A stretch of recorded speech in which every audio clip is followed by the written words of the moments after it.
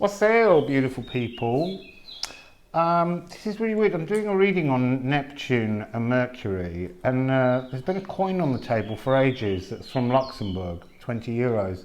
And I just sat down today, and there's a 1 cent that's been added to the table. So that's 21 cents, and Neptune's in 21 degrees of Pisces. So that's rather exciting at the beginning.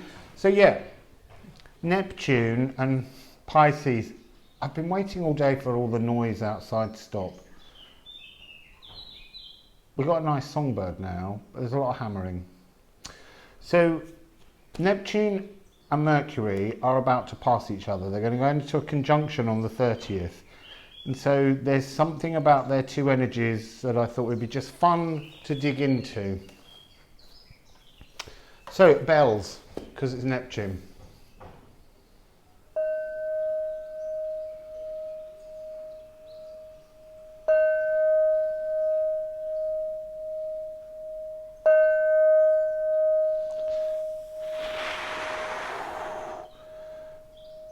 Something's coming. Something good, something lumpa, doo-doo-doo. West Side Story, maybe that's got a relevance to the West. I don't know. Let's dig in and see. It's the unseen realm, Neptune. There's very little about Neptune, and Neptune's really rolling around doing a lot of stuff at the moment.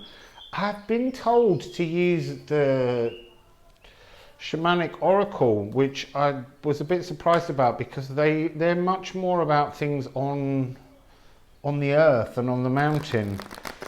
But look, let's see. So we want to know Neptune.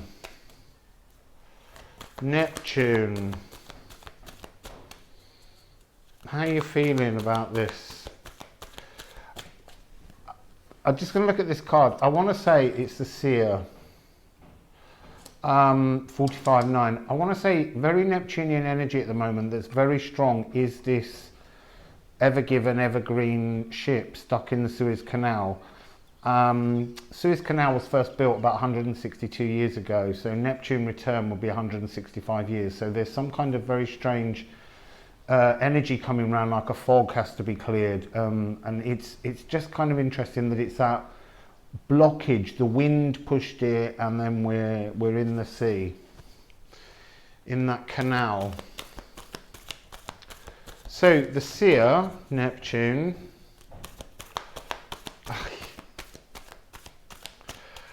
So they said that a lot of these cards are going to be what you see. You're going to read as far away from it as possible. So to look at the cards, they said, in its opposite energy. So the card of the seer is meaning to be blind, to not be seeing.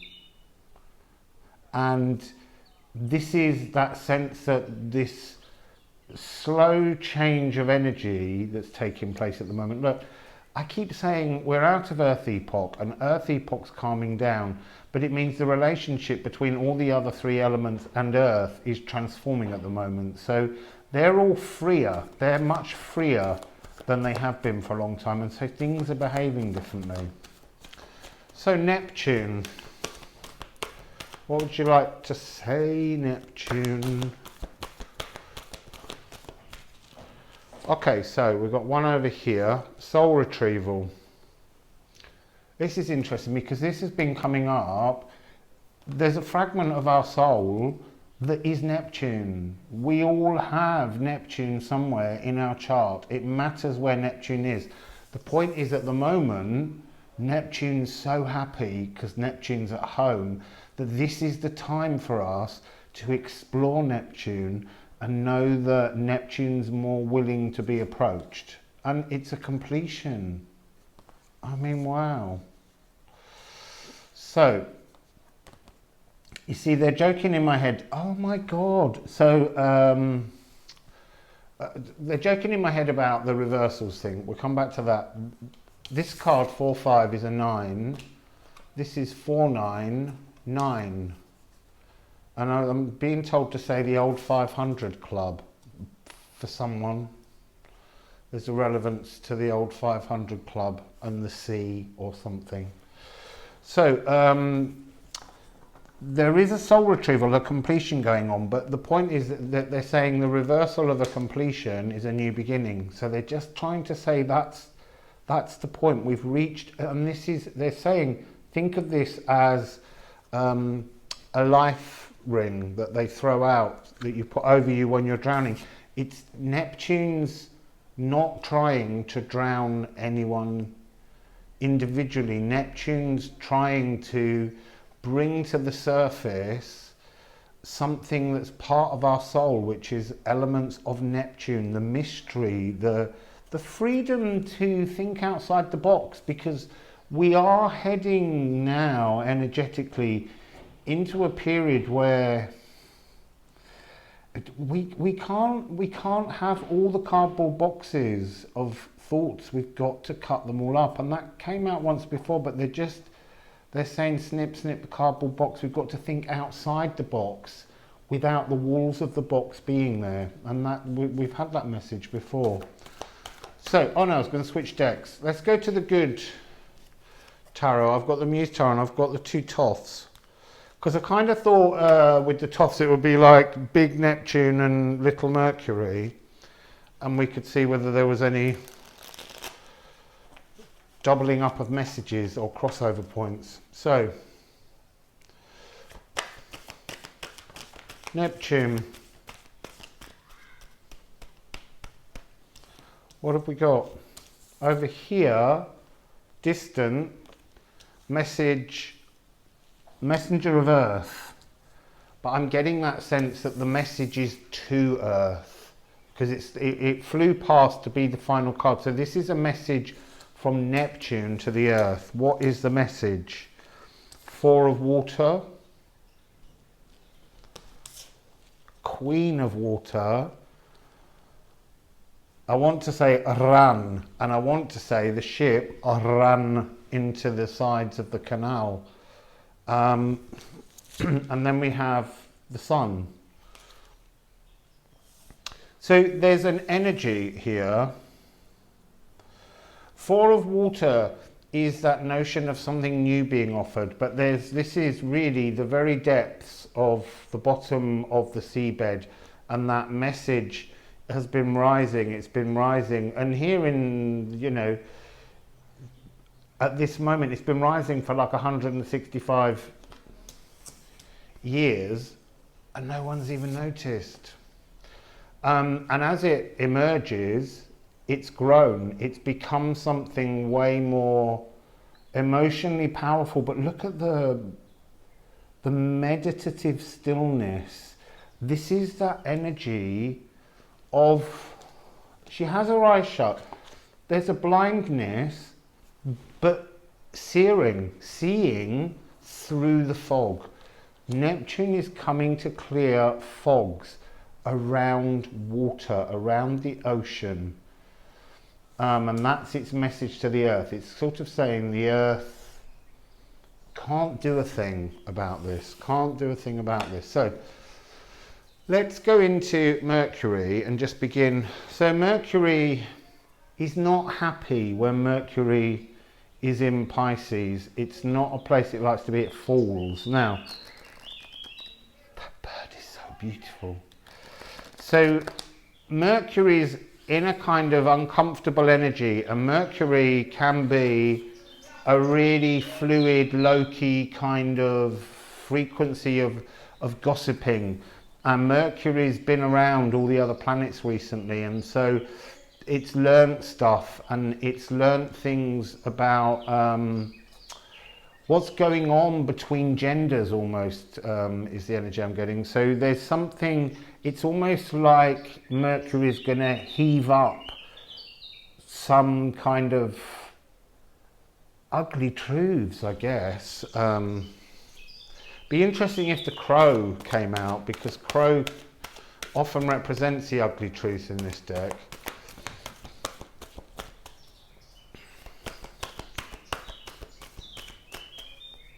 So Mercury, you've given us one card. Are you telling me to look at the one card? Okay, I'll look at the one card first. Wind. 63. This to me talks about the energy at the moment of divine timing. Well, and it is. Look, we're working on a conjunction. That is a divine timing. We can't see it any other way. It's got a lot of threes in it. It's the 30th of the 3rd, and it's at 3:10 GMT in the morning. So there's something about pathway forwards, movement shifting, but there's something about this communication. Air is very much that the discussion voices. When we speak, it's our breath being given form. It's on air. So there's something about there's speed, really huge speed in Mercury. And I'm seeing Mercury flashing in and out of dimensions, really hyper, really not in a good frequency, really in a kind of like as if Neptune's got to calm Mercury somehow. So Mercury, what else would you like to say? What else would you like to say, Mercury? There was a card that lifted up, the Beloved. That's so sweet. It lifted up, floated, and then went back in the deck, but slightly stuck out. I'm going to just pop it there because it feels like that sort of avuncular frequency that Neptune as an older figure would have on a younger figure. So it's very beautiful energy. It's like Neptune's kind of calming down. Yeah, look. Flow has come out again. Neptune loves this card in this deck. So the flow of Neptune is capturing the wind energy, the excitement of Mercury. So what else would Mercury like to say? We've got one down there, which I nearly put back because I didn't feel like I was ready, but I'm just going to leave it there. What's Mercury talking about? What's Mercury talking about? So that one, 5 of air, which is a change of wind. Look. It's like Mercury was fine and then arrived with this into this new Piscean energy, and Mercury is just being swirled up and needing to be calmed down. So what's coming across? Interestingly, King of Earth, 6 of Fire, and Ace of Air. So, what am I getting from this Mercury? I'm feeling like Mercury is, the King of Earth is receding as I look. It feels like there's a benevolence coming off the card. There's a message from the Earth to Mercury almost to just allow this new fires to rise. I was going to say these new passionate thoughts have to come to the surface. It's that energy again of new emotions, but also like a renewing of heart truths, bringing a new energy up from the depths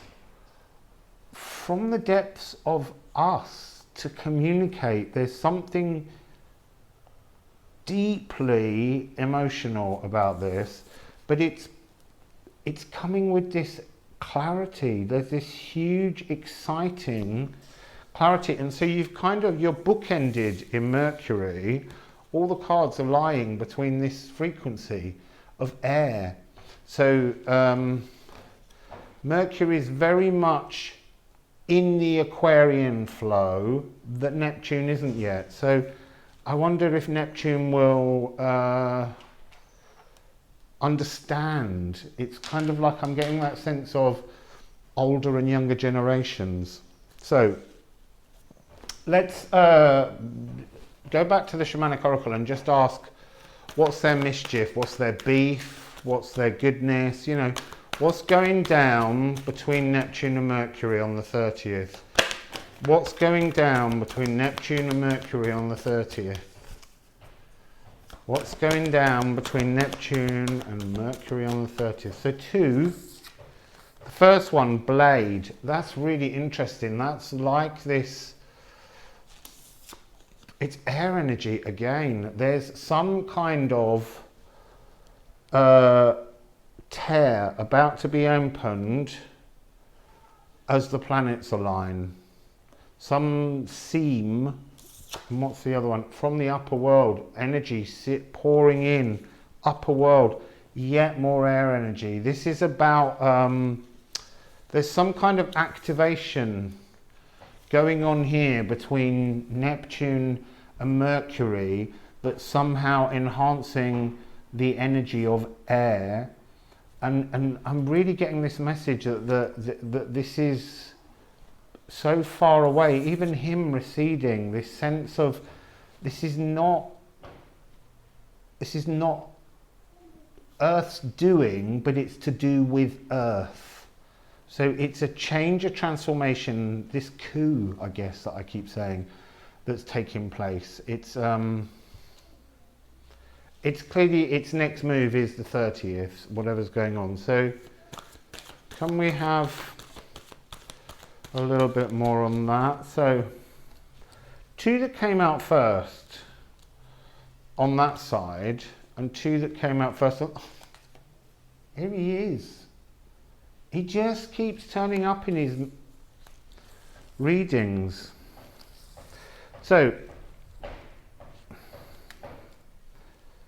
we have, I'm being drawn to the fact that we have 14 patients. I'm being drawn to the fact that this column is like one side of the columns on the High Priestess. This is one part of the energy structure that's already in place, and this is the Divine Feminine.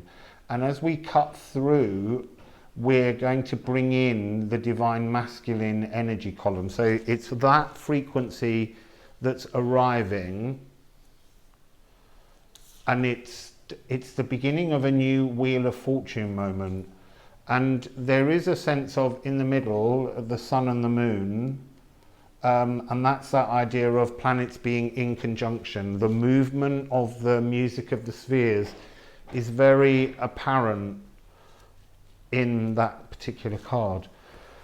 And then we have the Chariot. So from the stillness, from the patience, we have the movement, but it's not fast. This is very cautious energy. It's not rushing, it's timed. She has a lot of clocks all over her body. There's something very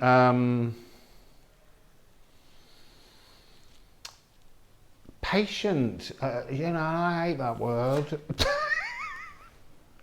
And then Neptune. The point is, this is all being created by Neptune. So we need to kind of ask, what's Neptune creating? We go to the Muse deck, so we go to a different flow. Because we know he's bringing some kind of joy and stuff up, a completion, but what's it about?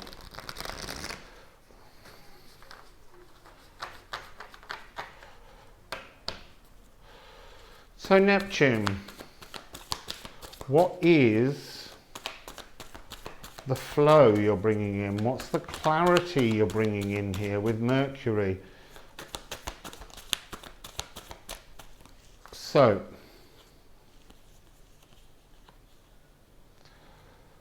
oh, broken souls. Really interesting. And just getting the energy of being really there's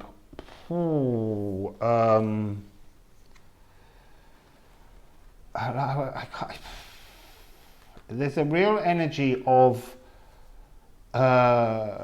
you see, I'm trying to clean it up by saying emotional abuse, but it's sexual abuse. There's this energy of a tortured self-hatred that exists.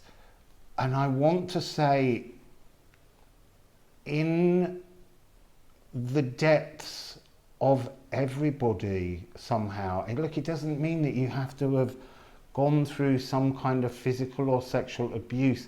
It's this energy that's so old, like, you know, start of time old, because it always had to exist. It's written into some aspect, but this is what's being lifted, and that's really it's really deep and really heavy and really so challenging. But look, I want to say that is the energy, you know, but the final card is the Ten of Cups. So there's a renewal of the sadness of the soul that's coming, but it's something to do with a tear being opened for these pains, and I want to say in the entire collective of history, to be reassessed somehow. So let's see what Mercury's. What's Mercury?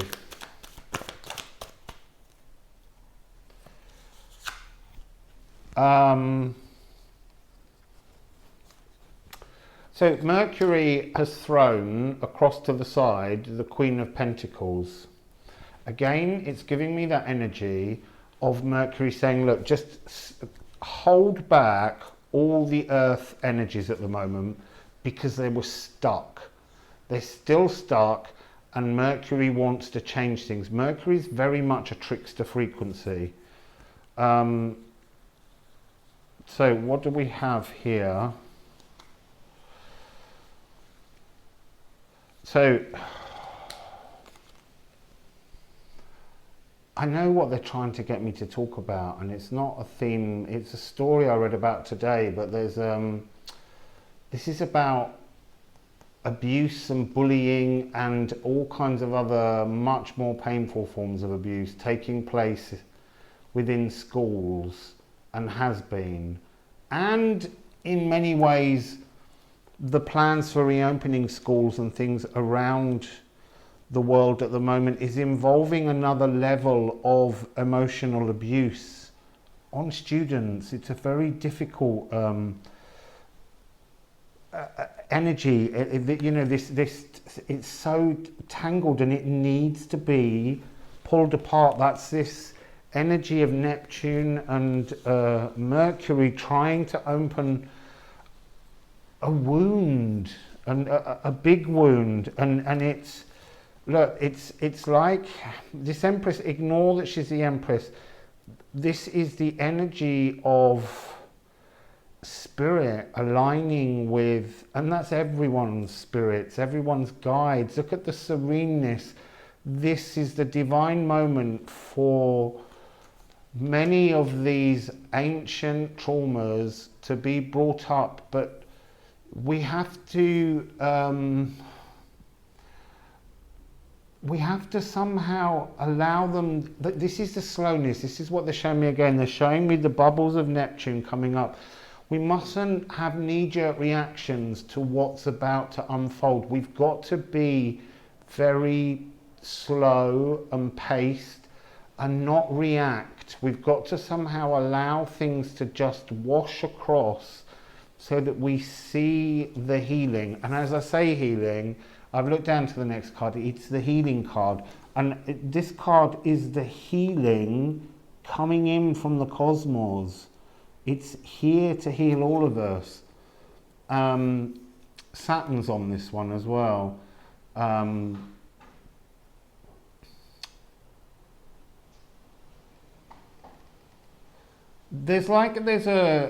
want to say this is like those dark emotions that have never cleared, this deep fog, and just here there's a door. There is a way through this, but it's a frequency we have to go through. And then we have the Lovers and the Nine of Voices, and these are very much coming together. This is about these physical experiences that are going on that are not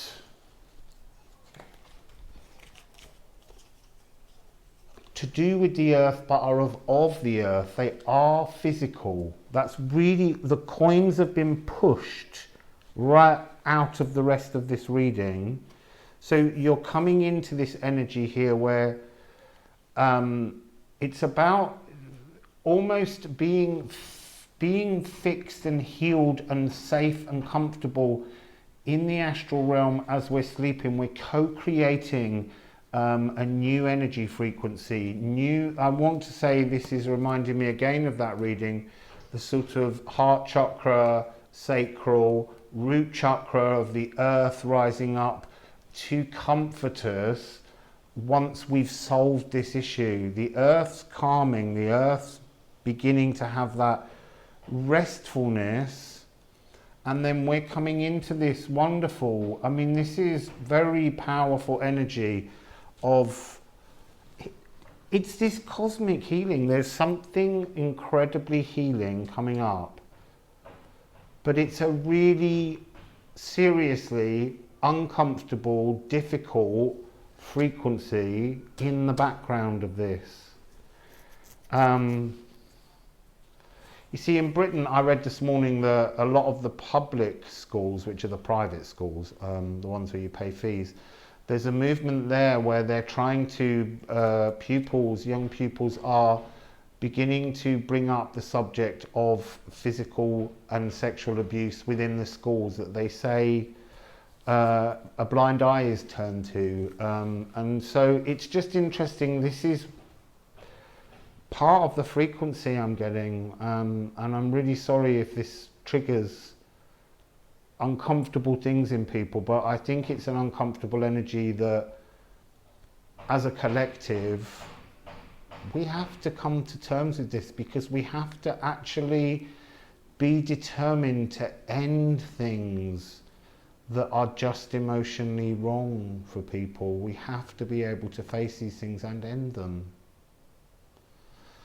So I'm just gonna, because we need to come off that very heavy energy. Look, it's very heavy energy, but it's very sublimely beautiful healing energy. I don't know if I can really explain how that appears. It's full of very difficult shadows, but it's like, it's that sense of the avuncular that I said earlier. It's that sense of there being Neptune holding your hand and helping you through all of this, because it feels like a fog that has to be cleared. You know, that's all that air energy coming in, the clarity. There will be clarity around these issues now. It can't be held back anymore. We're not in Earth epoch now. We're not in that energy where it doesn't move. The energy of the Earth has been shunted to the side. This other energy is much more dominant, the other three elements.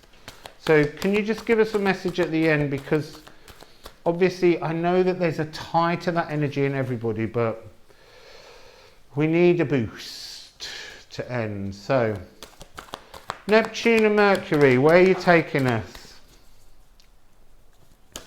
Neptune and Mercury, where are you taking us? There's one on the floor, there's one on the table, but they're not much fun. I want the one that's fun to give us the ending. It is coming, I can feel it. It's like the beauty way or something's going to pop out.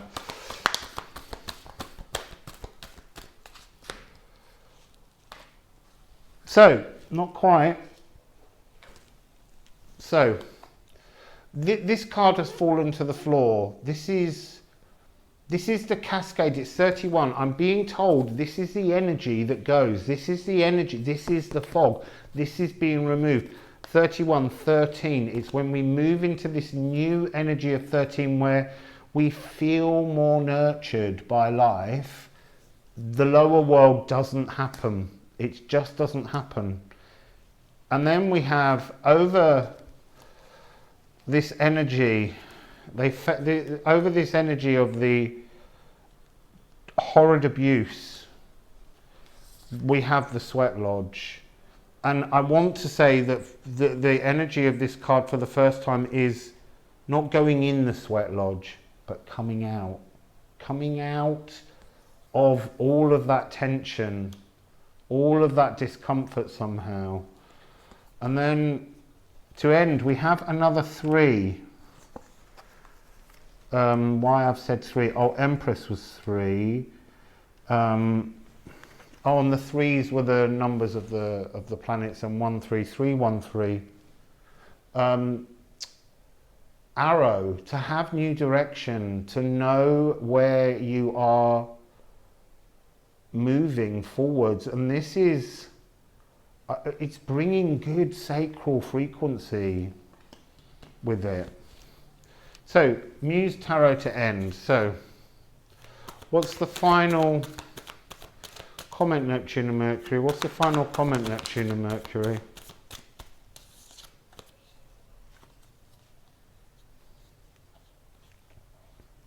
So we have Temperance and we have the Page of Materials. So we've got, she was here, wasn't she? She got hidden under all the cards. Yeah. So we've got Patience twice. But the difference is, it's patience at first in divine timing, moving slowly, remaining calm.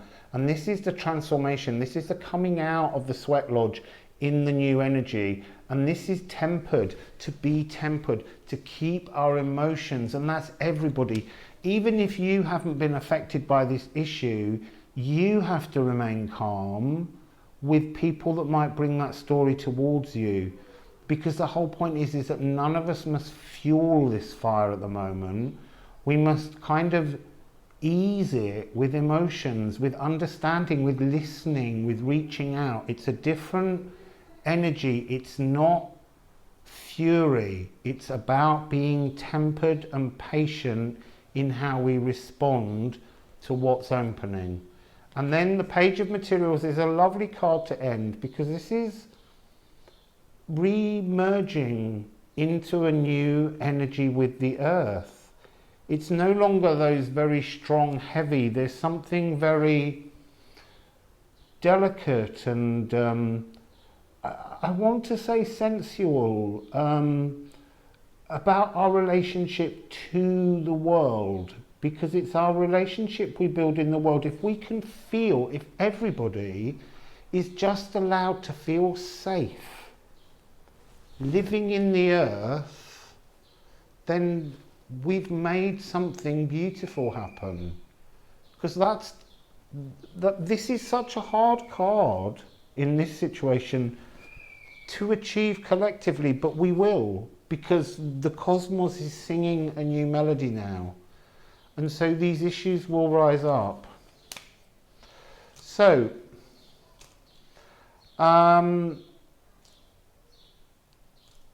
yeah, I'm sorry, that was not an energy I was expecting when I came in, but it's the energy the cards are given. So, you know, if people write comments about this on my channel, please, all of us, reach out to each other. This is a really important moment to help each other. We've got to find solutions to things, and we've got to be able to bring a loving, compassionate calm to something without bringing that fiery sense of retribution.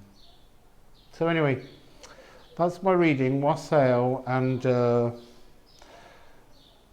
that's a big energy coming on the 30th. So let's keep an eye on the energy, and let's keep an eye on each other. Wassail.